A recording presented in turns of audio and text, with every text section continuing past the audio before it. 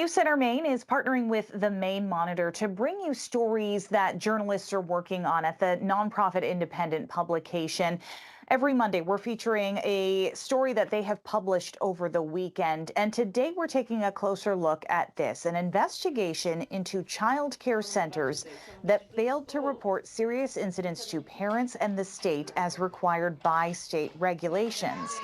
The reporting uncovered dozens of cases across Maine where parents or the state were left in the dark about various violations, from rough handling to missing children to even serious injuries. Here to talk about her investigation is Alexa Faust, a contributing reporter to the Maine-Monitor. Alexa, thanks for being with us. Hi, Amanda. Yeah, thanks for having me. It's great to be here. Okay, so your story begins with this alarming incident in Brewer. Tell us what happened there and why that became a turning point. Yeah, of course. So I think this case has been a little bit covered in the news already, but in Brewer, at a daycare called Elevate Childcare, a little boy was picked up by an employee at the daycare center and placed pretty roughly on the ground. There's a video that you can see, I think, circulating, but his feet go up about 3 feet in the air, and then he's slammed down. What is most concerning about the case is that the parents of the little boy were not made aware of this incident until over a month later. The incident happened in April, and the parents were made aware in the beginning of May. And that is kind of concerning because it goes against what Maine state regulation requires, that in these sorts of instances, they're supposed to, in serious injuries or suspected abuse and neglect, they're supposed to immediately notify the parents and tell DHHS pretty quickly, and they didn't do that in this case. A contracted employee of the daycare, a speech therapist, actually was the one to report it. The director of the facility did not, which the parents were pretty upset about. I mean, imagine hearing about your child.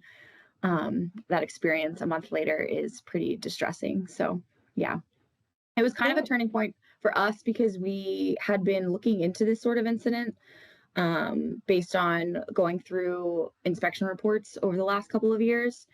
And there's other instances of child care providers being inspected by the state, as they typically are, and the inspector finding that they had failed to report other instances of a child wandering off and going missing, or lack of supervision, or some instances of child rough handling.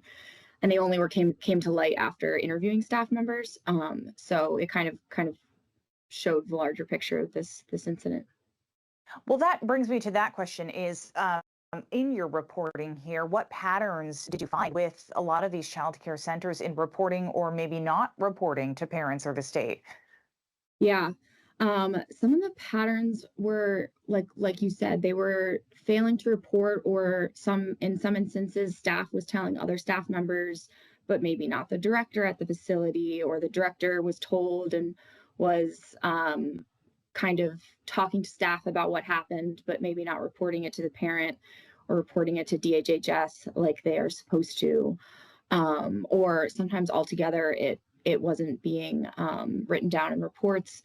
And without a video camera, it's kind of hard to find these incidences. And video cameras aren't required at daycare facilities in Maine for a variety of reasons. But without that kind of accountability measure, it's kind of up to the providers to report it directly, and they rely on them. So there's some difficulty there in making sure things go reported, and knowing when a staff member reports it, is the director going to follow through, and things of that nature. So what does this essentially reveal about gaps in Maine's oversight system, and are parents and advocates calling for change? Yeah, I think the biggest thing was having providers be made aware more specifically of what they're required to do. Are they required to report every little thing that happens, or just more serious incidences? And a lot of parents were upset that they weren't made aware of incidents that happened with other children at the daycare. It was only if it involved their own child. And a lot of parents wanted to be made aware of all instances so they just have the full picture of what's going on, and the kind of instances that are happening with the providers that they entrust their children to. So that was the big thing, and just the accountability measure, relying on providers to report their own violations, can kind of be a little tricky. So figuring out a way to ensure that that is done properly, and so parents can feel like they can trust the daycare, is a big thing. That said, if a lot of these child care centers aren't reporting, how did you go about finding out about these incidents, and what kinds of records or sources were really important to you in this story? Yeah, so Maine State keeps it's called Child Care Choices Maine, and you in that website you can find all the inspection reports that the state has completed. I think it's over the last 3 years.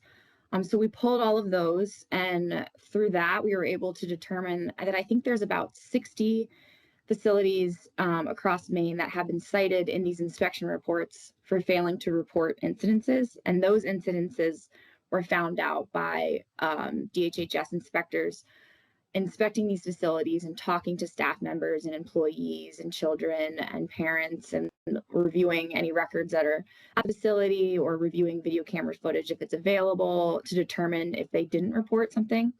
And a lot of times those come about by a parent complaining and saying, hey, can you look into this? Or a former staff member being like, you should look into this more. So those records are really helpful in us determining like the scope of the issue, and then parents coming forward to talk about the specific problems that they're seeing, was very helpful. So a lot to dive into. Yeah. Alexa, thanks. Thank you so much for being with us and sharing the story. Thank you for having me. Of course. And you can read a whole lot more and this full story at the-maine-monitor.org.